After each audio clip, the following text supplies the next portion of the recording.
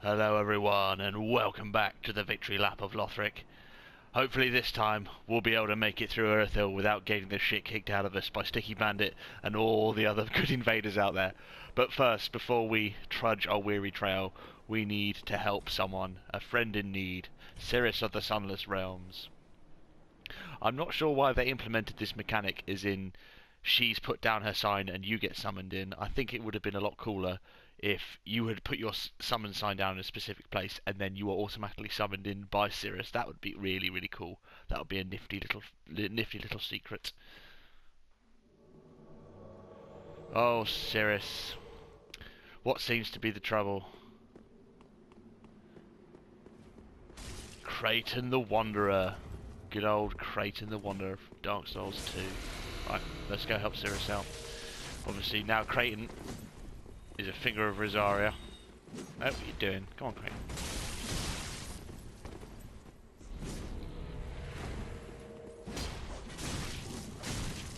Yes, take it all, Kraton. Yes, so Kraton's a finger of Rosaria, and we know this because he's using the obscuring ring. Oh, really? Oh, come on, one more hit! Yeah, so he's using the obscuring ring, and Cirrus mentioned in her dialogue later that he is, in fact, a figure of Rosaria. Thank you for your kind assistance. Blessing of the moon upon your journey. No problem, Cirrus. Anytime.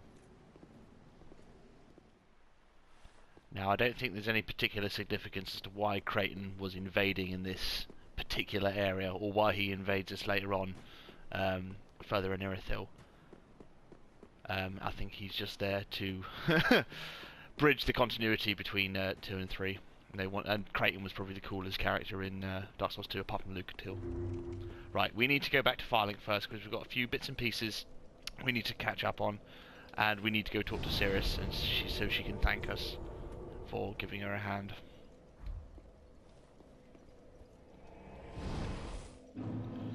Right, so Cirrus is now back at Firelink Shrine. I have not thanked you for your generous rescue. That dark spirit was one of Rosaria's fingers. Vile bastard offspring who lurk in the darkness.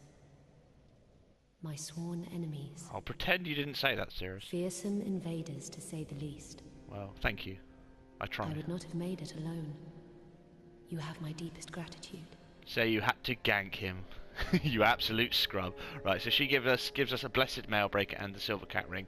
And to be honest, as for an invader, if you were doing an pure invasion character, this is as far as Cirrus's questline as you would want to go. You'd want the silver cat ring, and then you could just ditch her quest and give shit into Rosaria. But we'll see it through to the end. If you require help on your travels, I offer you my sign. Blessing of the moon upon your journey.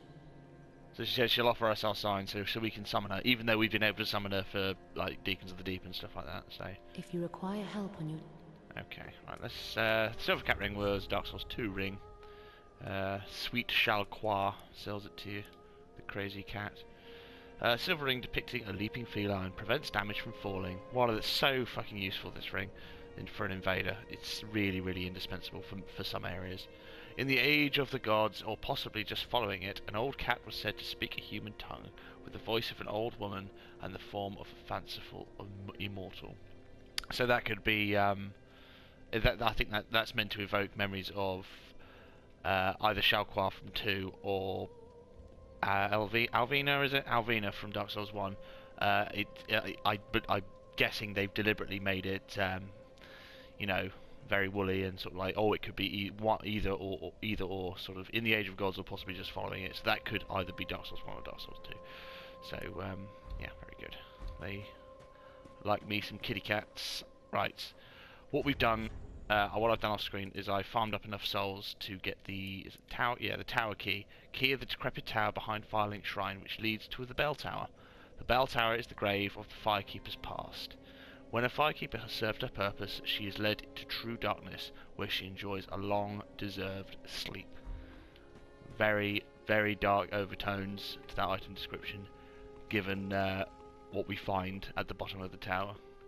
So let's go do that now, so we can finish up Patch's questline. This fucking fog wall.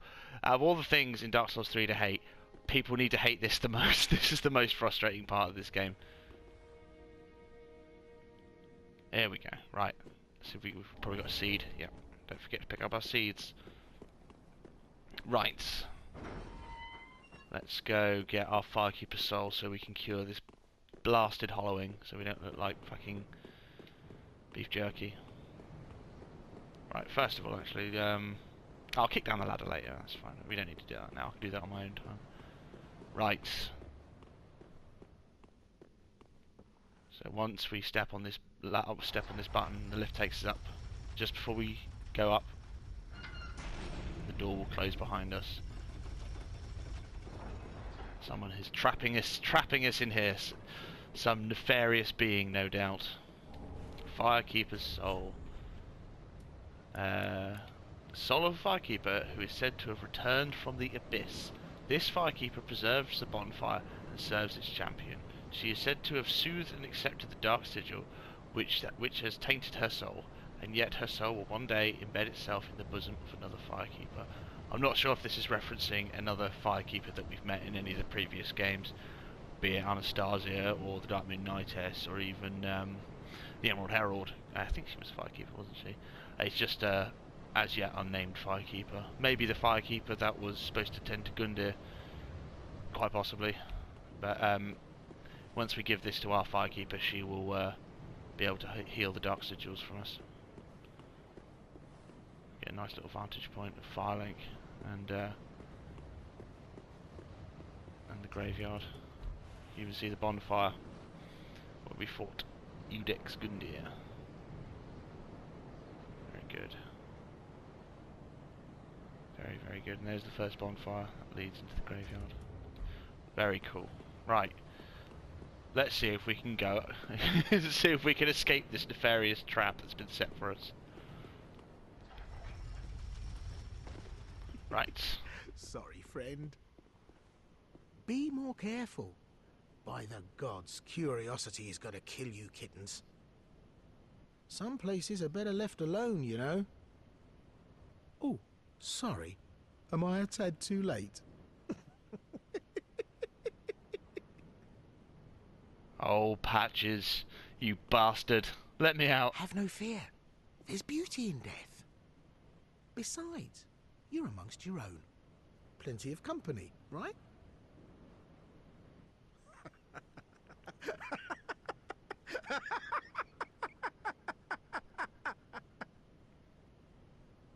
You do get a different dialogue depending if you've chosen to be a man or a woman.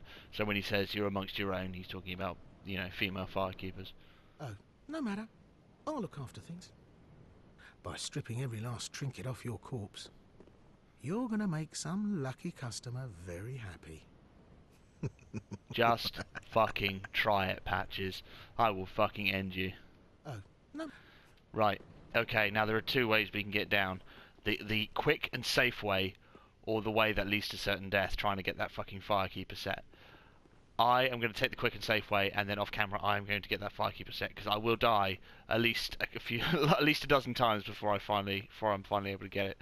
So let's Alright. Oh god, I'm going to die, aren't I? Alright, cool. I should probably equip the Silver Cat ring. That would be very useful at this point, wouldn't it? Whee! Right, there we go. Alright, I'll get the Firekeeper set later. When you guys aren't watching, so you don't have to watch me fail. And so we drop down to the bottom of the tower, and we are surrounded by an awful lot of Firekeeper corpses. Identical to the fire... Actually, are they identical? I've never noticed that. Those sort of... the black things around their eyes, are they supposed to... No, our Firekeeper doesn't have that, does she? The Maiden in Black. That looks... Is that supposed to evoke... Have I got a torch, actually? Actually, the torch will go out, won't it? Is that supposed to evoke sort of memories of the Maiden in Black? Very interesting. Anyway, these are all deceased Firekeepers who, once they have served their purpose, they are thrown down here like so much rubbish. Very, very grisly end. These are seen as disposable people. Seems maybe they were given a proper burial in these caskets, but eventually it seems like the bodies are too many, and the caskets are too few. So eventually they just get thrown down here. The Estus ring. Okay, let's read that.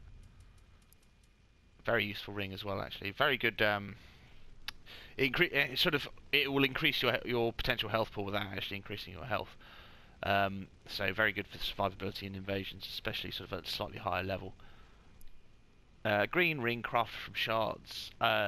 Increases HP restored by Estus flask. The ring was entrusted to a certain firekeeper, but in the end she never met her champion, and the ensuing tragic farce became a favourite tale of the masses. So this is most likely a reference to the firekeeper who awaited Gundyr when he was, but he was late to the party, so she never met him, and she eventually died and was thrown down here. Right. Alright, I'll meet you back in Firelink, and so we can give in some pyromancy tomes. Right. We need to give in some tomes, some pyromancy tomes. And we've got some ashes actually we can give to the handmaid. So we've got the Karthus pyromancy tome. That doesn't have a lot of lore in it. Karthus pyromancy developed in isolations from other forms, explaining their divergent evolution. We've got the Izalith pyromancy tome. Chaos pyromancy manipulate lava and birth all later forms of pyromancy. Very good. And the Quelana one. Give to a female pyromancer. So we won't be able to give this one to Cornix. We'll have to wait for... I can't remember her name now. The female pyromancy teacher. Quelana, the sole surviving witch of Izalith, once accepted a human pupil, but after the pupil moved on, she never took another. We also have the Grave Warden pyromancy tome. This is another item that Cornix won't accept because it's tainted with dark. A pyromancy tome of the Grave Warden, of the Grave Warden from the Karthus catacombs. So not one Grave Warden, the Grave Warden. So I'm not sure if Wolnir can't be the Grave Warden because he was the king, wasn't he? Very interesting. Give to the Pyromancer Master to learn Black Flame sorceries. High Lord Wolnir of Karthus succumbed to the Abyss, but the Pyromancer later became a Grave Warden and discovered the Black Flame. This is a very confusing part of the story of Wolnir. High Lord Wolnir of Karthus succumbed to the Abyss, but the Pyromancer later became a Grave Warden and discovered the Black Flame. So is High Lord Wolnir and the Pyromancer two different people? Or are they talking about the same person? It's very worded in a very strange way. Anyway, let's see what Cornix has to say. There you are. Right, we've got a lot of shit for you, Cornix. Actually, let's... So... Profuse Sweat, Flash... We'll see what the Karthus Pyromancy tome gives us.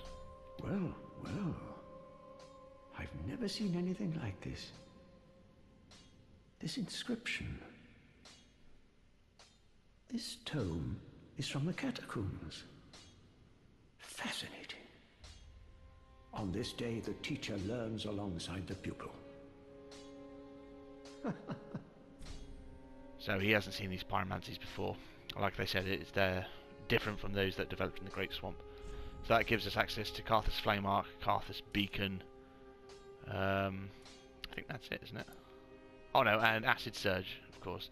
So again, these aren't like direct damage pyromancies like Fireball, Fire Orb, and all this jazz. So you get Acid Surge, which breaks equipment. Used to be really good, is now absolutely worthless, completely worthless. Pyromancy of Karthus of Sands emits an acid which corrodes weapons and armour. Karthus swordsmen attach great value to victory, and would not shun the use of such pyromancies, for where is the honour in death and scoured bones? So they would reduce themselves to pretty shitty tactics in order to win because they don't like losing. And Karthus Beacon, the most obscure pyromancy developed in Karthus of the Sands. Damage increases with consecutive attacks. This will stack with the Pontiff Rings and the Old Wolf Curve Sword, I believe. So a lot of DPS builds will want to equip Karthus Beacon. Karthus' aggression has been linked to an uncontrollable fire, and since ancient times its beacon has been used as a signal for war. And then Karthus Flame Arc reinforces right hand weapon with flame. Warriors of Karthus favoured supplemental pyromancy such as this, which was used to enhance the curved blades of its swordsmen. It's interesting that we don't find any pyromancers down in the catacombs, any Karthus pyromancers. But yeah, like I said, they are supplementary pyromancies that they employ. They don't do sort of direct damage. Right. The Izalith pyromancy tome. Ah, what have we here? A pyromancy tome from Izalith. Then you found the home of pyromancy. Brilliant. I will never curse being old and undead again. Now, show it here, quickly. Let us channel them together. The primal pyromancies known only to old Master Salaman. Old Master Salaman. That withering old frog. So that gives us access to Chaos Storm and Great Chaos Fire Orb, I believe. Yeah, Great Combustion. Cornix sells that, doesn't he?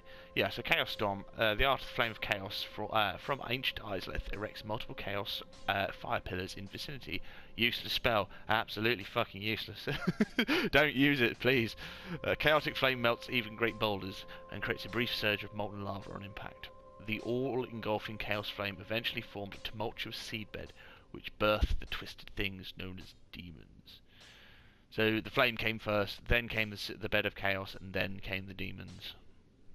Very good. Gives us some nice little continuity on how the demons came about. And Great Chaos Fire Orb.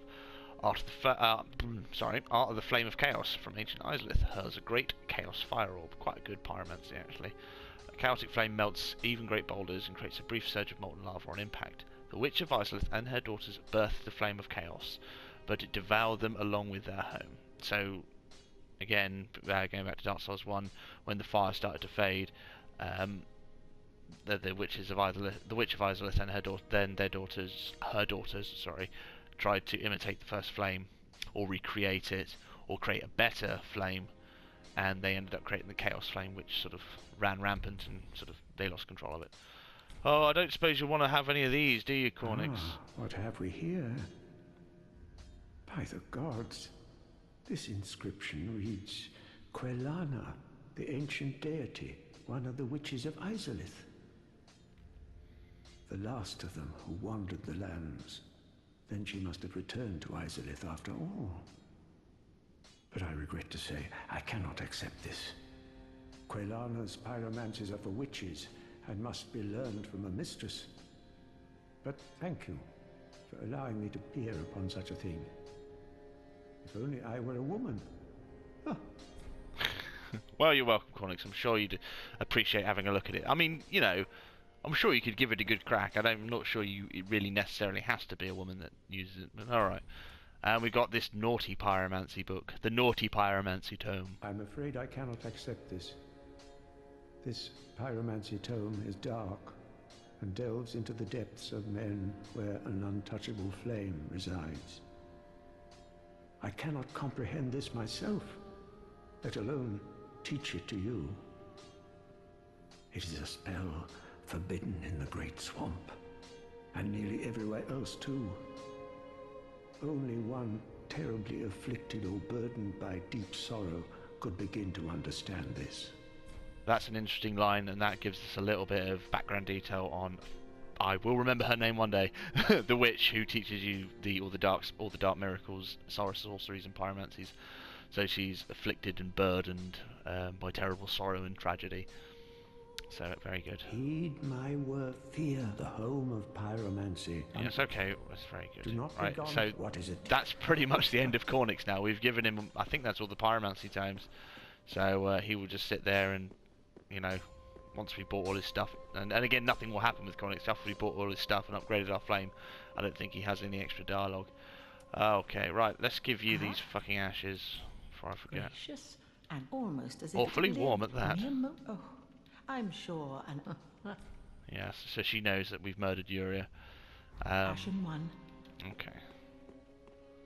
Right. Fucking hell. Right, let's go back to Izalith. And let's do this shit. Not Izalith. Wait, what am I talking about? Let's go back to Irithyll and do this shit. Wait. I forgot. We need to go talk to Patches. We need to confront Patches. We need to tell him he's been a naughty boy. And we do not approve of his shenanigans.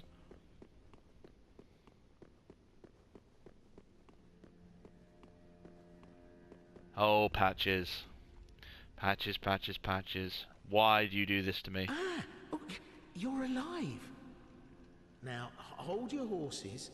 Let's have a nice talk about this. I'll come clean. I did you wrong. I didn't mean it, though. Not one bit. You get these urges, running the business and all, and I hate myself for it. I do. No, you don't. You know what I mean. Terrible, really. But I can see you'll forgive me. You're alive, after all. And that's what counts, right? I don't know, Patches. That was a pretty shitty trap. I mean, you didn't even kick me. No, fuck you. Oh, for heaven's sake. No need to jest with a face like that. You're still alive, and I'm here grovelling in the dirt, so to speak. Oh, I know. Here, a token of my sincerity. Right and proper, huh? Oh, well, thank you. I guess we can be cool, Patches. Just don't do it again, alright? We're just a couple of outcasts. Let's make the best of it. Okay, Patches. I will very much try. Actually, let's sell these consumables. And let's buy some shit from Patches. Let's get the black leather stuff. And is there anything else I need? He sells us, yeah, like I said, the show tool and the parrying dagger. The weapons of Lautrec of Kareem. Let's get the wing spear as well, and the pierce shield, why not? I want to have maximum fashion available to us. And black fire bombs, cool. Hey. No problem, Patches. Alright guys, I'm going to head back to Erythil. I shall see you there. Okay guys, here we are, back at Erythil, and I'm going to get to the next bonfire if it fucking kills me. Right. Let's pop our ember.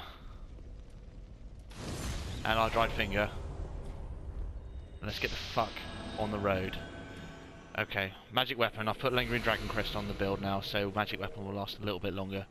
So let's not think about our inevitable demise to either the PvE or to the horrible nasty invaders. Let's talk about some lore. So I was having an interesting discussion in the comments of one of the previous videos. So Moriak and myself and Cyberberserker were fuck off Pontiff Knight. We're discussing Night Slayer Sorig and where he comes from and what his deal is. And obviously we don't have a concrete answer to who he is or where he comes from.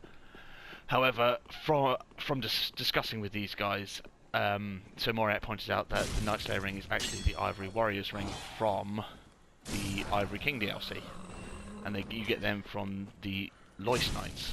So we can make an assumption that he was at Ilium Lois. Oh god. And oh my god, where the fuck did that come from? The item description of the Night Slayer ring says he fought Knights of the City in bloody confrontation, and you can assume they're talking about the Lois Knights.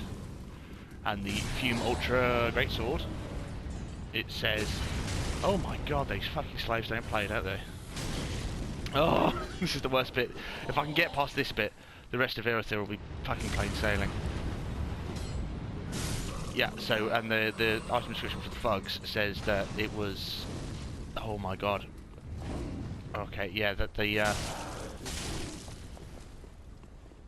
it was lost, the sword was lost long ago, and it, you know, because it was too heavy, it didn't have an owner, and it was obviously picked up by Sorig. Right, oh god, he's got the meme swords. Oh shit. I can't fight here. Oh, you black crystaled out. Oh, that's nice of him. Oh, fucking A. That's all I needed. I just needed one invader to take pity on me, and then I could actually progress. All right, we got the dried finger on, so we'll get another invader in. Jesus wept. Okay, cool. Yes, so we've learnt a little bit more about Sorig, and the fact that Night Slayer ring was actually a Dark Souls 2 item, which I had no idea. I think I've only played the Ivory King DLC once before. Come on, just die, will you? Right. So these fire witches are very interesting. Their immolation tinders, they use the power of the profane flame in order to, you know, do their damage. And obviously we know that Pontiff Sullivan has his fingers in all the pies in this fucking game, and so the Profane Flame is something that he brought into Irithyll and he sort of distributed amongst his warriors. And obviously the Profane Flame, much like anything... Oh, here he is again. Alright. Fuck it. Let's, I want to get the bonfire, and then we can fight this guy. Hi. No, no, not you. Hi. Right, I want to get to the bonfire. Can I get to the bonfire, please? I just want to go to the bonfire. I want that first. And then we can fight, I promise.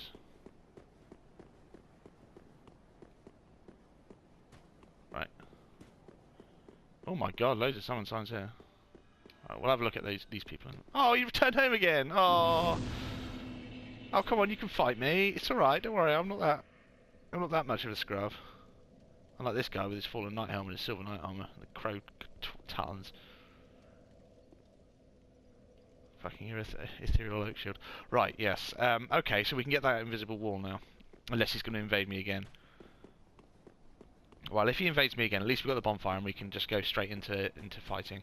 Instead of having to sort of fanny about. Oh, thank God. I thought I was going to get stuck here again and get absolutely shat on. It's going to be like last episode where I'm going to get invaded by all the good invaders. All of a sudden converged on my location. Absolutely butt fuck me. Right. Yeah. Oh, again. Right. Oh, it's different. Okay. Okay, who are you then? Ragnar. So he's using... Oh, fuck. So he's using a claymore, I think? No, that's the Hollow Slayer. He's lagging a little bit, and he's parry king, of course, because they all parry kings. Ooh, I can't poise through that, that's unfortunate. Alright, so he's going to go for... Dead. Nice one. GG. He should have gone for the two-handed right off the bat. That thing's a fucking machine gun. Right. No. Mr. Pontiff Knight. Give me your meme sword. There we go. So we find an evangelist here. An evangelist of the Cathedral of the Deep.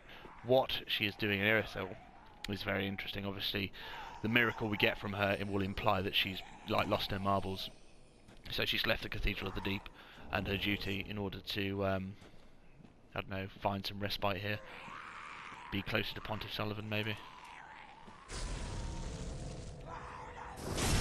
Poor old Doris. Or Doris. I think it's Doris.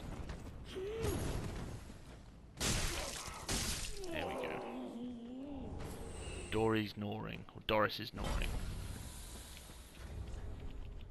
Very interesting. Right, it's quite a good miracle actually. I know Schwar Corey likes to use Doris gnawing. I don't. It's either going to be Doris or Doris. You know, who knows? Doris's. It must be Doris's. Doris gnawing. Anyway, summon a great insect swarm to feast on foes. Miracle of Doris, the deranged evangelist. Summons great insect swarm to feast on foes. Those who linger too long on the brink of the deep will often slip. Doris is sure to have wallowed in this darkness, intoxicated by its peril. So, giving a little insight into the nature of the deep there. And, you know, it's been pointed out by many people before, but everything to do with the deep is sort of wet and, you know, liquidy. So, slip, intoxicated, linger on the brink, you know, all that good shit. Which sort of supports the idea that the deep was in fact sort of that dark pool that we saw whilst we were in the Cathedral of the Deep, the one where we saw the evangelist standing over it. Yeah. Okay, let's get back to the bonfire. Hopefully we can rest at it, and then we can carry on our merry way. I'm so glad we got past this part now. I was really worried I was just going to get shat on.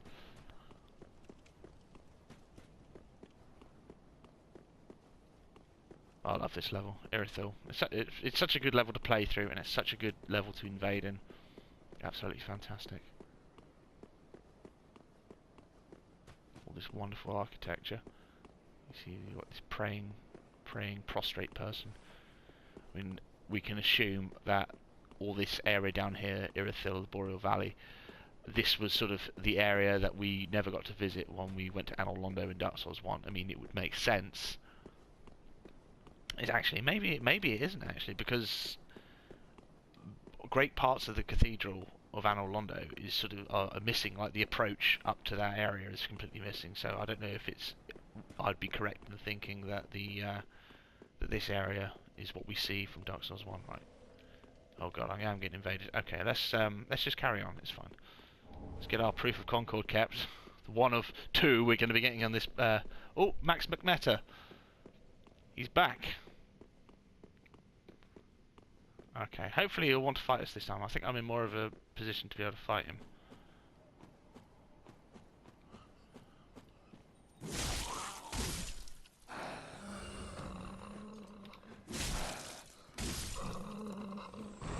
Right, we would get invaded by Creighton of Mirror here.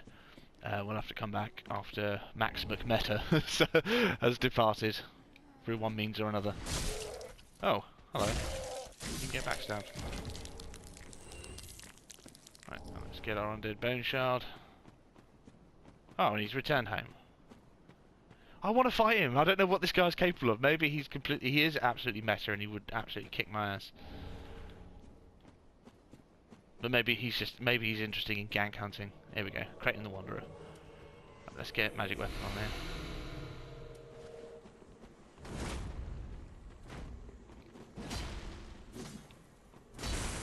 there. Whoopsie daisy. No. Yeah, he's going to want to throw dual charms at me. No, no dual charms for you. You can actually knock him off the edge here. No.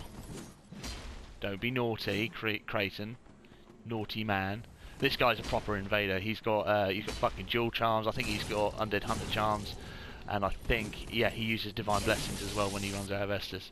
So this guy's a proper invader. That's why Creighton's so fucking cool. And he's using the Dragon Slayer axe, of course. He's not buffing it with Gold Pine Resin though, so he's not quite that meta. Go on, roll off the edge. Yes! Goodbye, Creighton. Get fucked. Oh dear. Oh, Creighton. You got to learn to kite me into the enemies, Creighton. That's how you do it. You've got to separate people, get me distracted, and then use your sweet Dragon Slayer axe. Right, let's read that weapon. Now we've got some space to think. Where are you? There you are. Axe favoured by Creighton the Wanderer, infamous deserter of the Knights of Mirror, called Dragon Slayer axe for the lightning that pulsates within its blade, but Creighton used it to slay men. It's such a cool looking axe. Like, it looks the fucking tits. It's like something out of Skyrim. But it's sort of so associated with twinks and tryhards at low level that I just can't bring myself to sort of find a use for it. We might use it a little later on when we're a little higher level, when it's not quite as meta. Oh, we've got the roster of knights. Fucking hell. Can't forget that. Most important item in the game, this is. Roster of knights. I don't know why this is in online player. A roster of knights of the Dark Moon who have served since the age of old royals. Used to discover the names of Dark Moon knights in order to an order of elite knights shrouded in shadows. So all it does, it will list all the people who are currently in the Dark Moon, Blade of the Dark Moon Covenant, and it will sort of tell you how many Concords they've got. And it's like really oddly weird. Like, it makes no sense why it'd be here. Like, it serves absolutely no purpose in game. Apart from to check with the people who are currently in that covenant. Right, okay, let's try and pull these one at a time. These dogs are the worst ones in the game. Absolutely, I fucking hate the dogs in this game. Oh, Soul level 50. Original name. Right,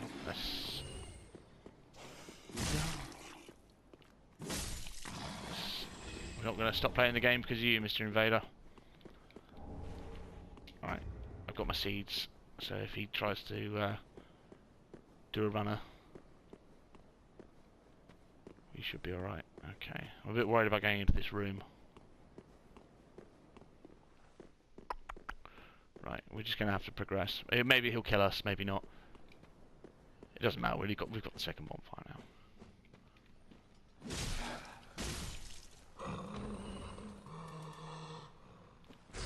be able to one-shot these guys with a bundle. Oh yeah, I can. Oh, we get blue bug pellets from these guys. Oh god. I think some of these guys are the most. Sorry, I lost my train of thought there. These guys are fucking annoying enemies to fight. They do surprising amount of damage. They don't fucking play around. Oh, hello there.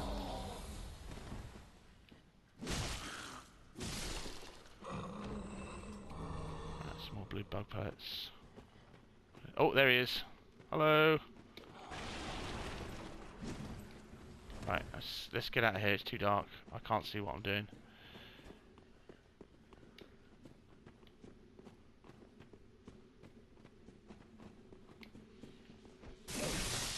Right, we're gonna fight here. It's fine. Like, honestly.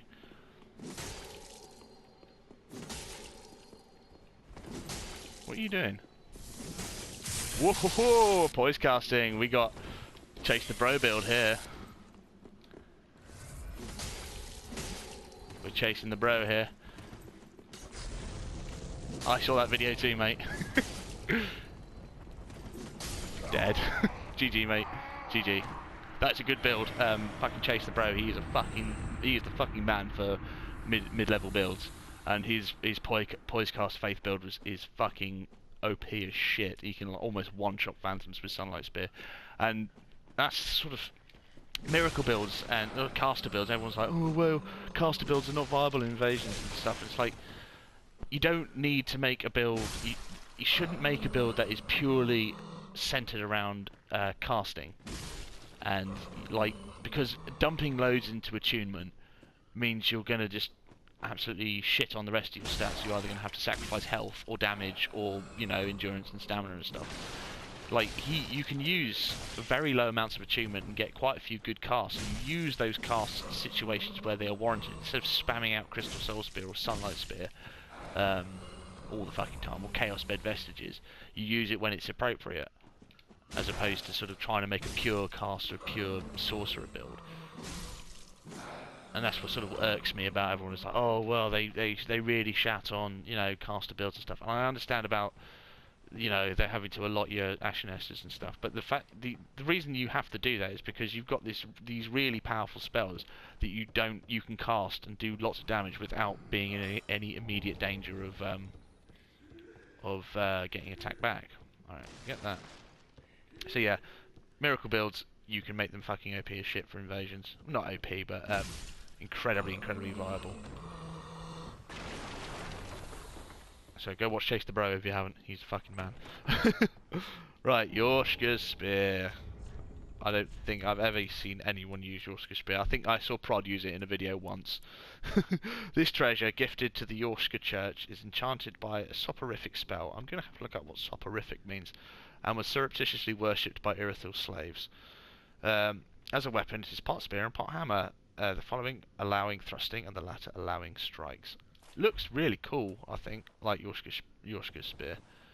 You get your spear, basic spear move set, and then the R2s you get this sort of the partisan like sweep. And I think, does it do strike damage?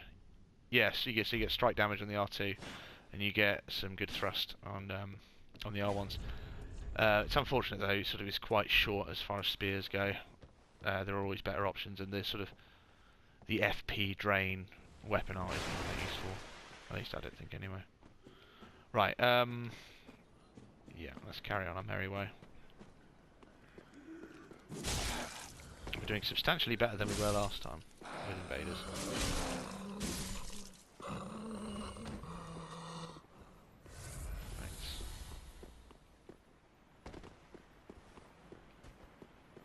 Get our secret crystal lizard. Whoopsie daisy, oh dear. Come on. Hey-ya! Thank you, get our twinkling titanite. So the Irithyll slaves, these guys. Oh, the big one screamed. He's gonna wake them all up. Yeah, like, were they like the original denizens of Irithyll, and Pontiff Sullivan has now enslaved them? Oh my goodness. Or maybe, no, they can't be. I was about to say maybe they're from the dungeon. Maybe they were sort of escapees from the Irithyll dungeon. But we don't find any of these guys, at least to my knowledge, down in Irithyll dungeon. Shut up. So they can cast sorceries as well, which is interesting. So if this was part of Anor Londo, then they wouldn't be casting sorceries, because sorceries were quite maligned by sort of the citizens of the gods. So I'm not entirely sure. So we get blood gems. We can farm blood gems from them if we really wanted to. If we were doing a luck build, maybe like 6 months after release. So a gem of infused titanite, slurped by Irithyll slaves, used in infusion to create lacerating weapons, so bleed weapons. So it's a piece of titanite that sort of seeps blood, and that the Irithyll slaves like to get blood from. So, okay, I guess. So these slaves have been drained of blood, and they're trying to get it out of this stone. Another ring of sacrifice down this lovely pool of water. So if we didn't kill the Aldrich Gator, then he would appear down here. He will. Yeah, if we just run straight across the bridge and through the magic barrier without killing him, he will appear down here. And honestly, he's probably a little bit easier to fight down. Well, saying that his lightning breath attacks might be a lot more dangerous, but you get a lot more room to work with down here. But then again, you are going through the water. I don't know. I've never done it, but I've never done it that way before. I've always killed him on the bridge. Right. Spider lady, does whatever Spider Lady does. So we find Man Grub of Rosaria down here. What he is doing down here, baffling. I'm trying to think, because obviously, so Man Grub served Rosaria. Rosaria was a member of the old royalty. Maybe he was making his way to Anor Londo. Obviously, maybe to see the what do you call it, Gwendolyn? Maybe. So we get Great Heal from him. Glorious Miracle used by high-ranking clerics. Restores a large amount of HP. Only a select few learn this to recite this epic tale in its entirety, but those who do are amply rewarded. So this guy was obviously a high-ranking cleric of the Way of White when he was allowed to be taught Great Heal Miracle. But he met his end down here for unknown reasons. Right, so let's go get to Sigurd, and when we get to Sigurd we can call it a part there. I think we've made some very good progress today.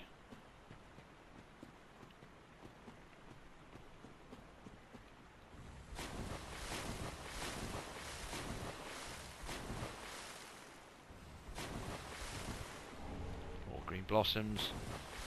Right, we won't. Yeah, that's just another green blossom. Fuck it.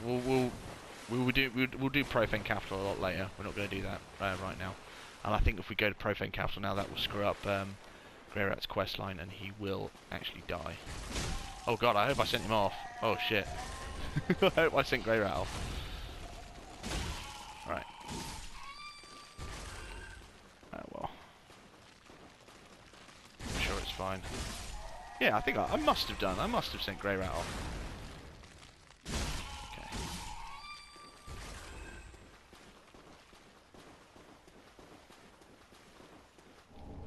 More poop.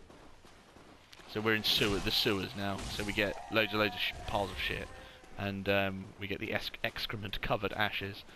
One of the funnier ashes in the game. Oh shit! Ow! Go away! None of that. So I believe if you fuck up, if you haven't moved Sigurd's quest along at this point, and you send Greyrat off to pillage, his ashes will be here, surrounded by these spider women. So he will have died without Sigurd's assistance. Nope, not that. Excrement-covered ashes. So someone who died and was covered in poop. Unclean umbral ash, coated with excrement. Perhaps it's possible the handmaid of Firelink Shrine could turn this into a few new things. Oh, to savour the sweet pungency once more. That's so fucking grim. So basically, you know, obviously when you're undead or, you know, in the process of hollowing, I guess you're losing all your senses, including your sense of smell and sense of taste, and, you know, I'm sure even the smell of shit would be quite welcome after a time. Hello, Sigurd.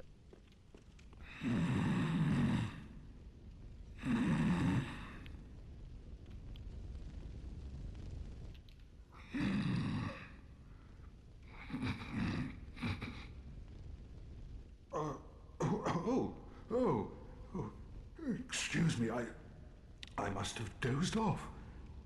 It's rather warm in here.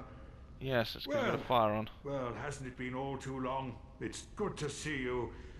Oh, I seem to have missed my chance, so I, Siegwart of Katarina, offer my deepest gratitude. And a little surprise to go with it. It's all yours. Oh, thank you, a useless miracle. That's really kind of you, Sigurd. I know. Won't you join me for dinner? I make a fine Esther soup. I've got some stewing right now. Even we undead deserve a little normalcy from time to time. And finally, upon this rendezvous, let us make a toast. Oh, Sigurd, I couldn't say no to my you. Sword and our sworn duties. Long may the sun shine.